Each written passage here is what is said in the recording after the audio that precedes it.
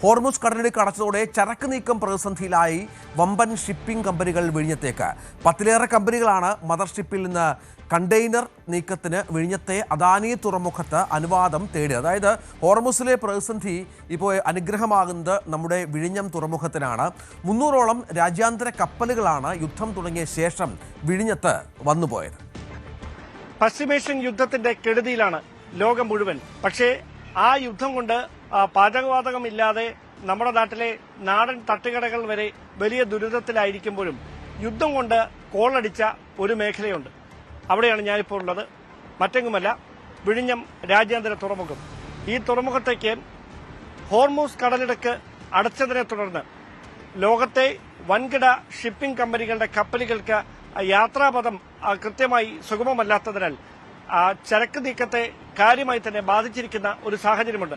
ആ പശ്ചാത്തലത്തിലാണ് രാജ്യാന്തര കപ്പൽചാലിൽ നിന്ന് 10 നോട്ടിക്കൽ മൈൽ മാത്രം അകലെയുള്ള വിഴിഞ്ഞത്തേക്ക് ഏത് വിധേനയും എത്തി ഇവിടെ ചരക്കിറക്കുന്നതിന് വേണ്ടി അനുവാദം ചോദിച്ചുകൊണ്ട് 10ഓളം രാജ്യാന്തര കമ്പനികൾ ഇതിനോടകം വിഴിഞ്ഞം അദാനി പോർട്ട് കോർപ്പറേഷനെ ബന്ധപ്പെട്ടിരിക്കുന്നത്. പക്ഷേ നിലവിലത്തെ സ്വാഭാവികമായ തിരക്കുകൾ അവിടെ നിലനിൽക്കുന്നുണ്ട്. ഈ യുദ്ധം തുടങ്ങിയതിനു ശേഷം മാത്രം ഏതാണ്ട് 295 മുകളിൽ കപ്പലുകൾ ചരക്ക് നീക്കത്തിന് ഇവിടെ എത്തിയെന്നാണ് കമ്പനിയുടെ അവകാശവാദം.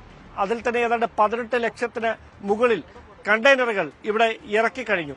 അതിനിടയിലാണ് ഈ 10 കമ്പനികളുടേതായി 100ഓളം കപ്പലുകൾ കൂടി ഇവിടേക്ക് ചരക്കിറക്കുന്നതിന് വേണ്ടി സമയം ചോദിച്ചിരിക്കുന്നത്. പക്ഷേ ഇവിടെ ബർത്ത് അനുവദിക്കാൻ കഴിയാത്ത സാഹചര്യമാണ്. കാരണം അത്രയും വലിയ തിരക്കുള്ള ചരക്ക് നീക്കം നടന്നുകൊണ്ടിരിക്കുകയാണ്. നമുക്കറിയാം, രാജ്യത്തെ മറ്റ് മുംബൈ തുറമുഖത്തോ അല്ലെങ്കിൽ മറ്റ് ഒരു തുറമുഖത്തും ഇല്ലാത്ത സ്വാഭാവികമായ പ്രകൃതിദത്തമായ ആഴം നിലനിൽക്കുന്ന ഒരു സ്ഥലമാണ് വിഴിഞ്ഞം രാജ്യാന്തര തുറമുഖം. അതുകൊണ്ട് തന്നെ ഈ വൻ കപ്പലുകൾക്ക്, മദർഷിപ്പുകൾക്ക് സുഗമമായി തന്നെ ഇവിടേക്ക് എത്തിച്ചേരാനും ചരക്ക് ഇറക്കാനുമൊക്കെ കഴിയും. അവിടെ നിന്ന് മറ്റ് ചെറു തുറമുഖങ്ങളിലേക്ക് ചെറിയ കപ്പലുകൾ ഇവിടുന്ന് ഈ കണ്ടെയ്നറുകൾ നീക്കം ചെയ്യുന്ന ഒരു സംവിധാനമാണ് നിലവിലുള്ളത്. അതുകൊണ്ട് തന്നെയാണ് ഹോർമുസ് കടലിടുക്ക് അടച്ചതിന്റെ പ്രതിസന്ധി പരിഹരിക്കാനായി MSCക്ക് പുറമെ, MSC നേരത്തെ തന്നെ ഈ അദാനി പോർട്ടുമായി കരാറിൽ ഏർപ്പെട്ടിട്ടുള്ള കമ്പനിയാണ്.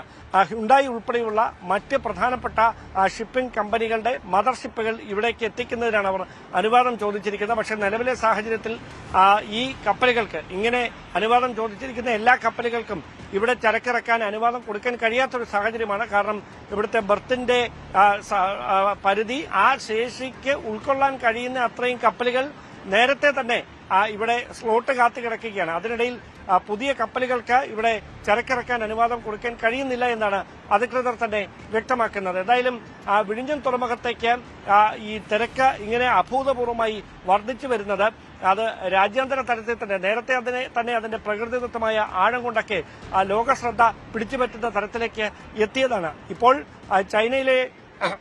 ചൈനയിലെ ഏറ്റവും പ്രധാനപ്പെട്ട തുറമുഖങ്ങളോടൊക്കെ കിടപിടിക്കാൻ കഴിയുന്ന തരത്തിലേക്ക് വിഴിഞ്ഞം മാറും ഭാവിയിൽ എന്ന് ഉറപ്പാക്കാവുന്ന തരത്തിലുള്ള ചരക്ക് നീക്കമാണ് ഇപ്പോഴിവിടെ നടന്നുകൊണ്ടിരിക്കുന്നത്.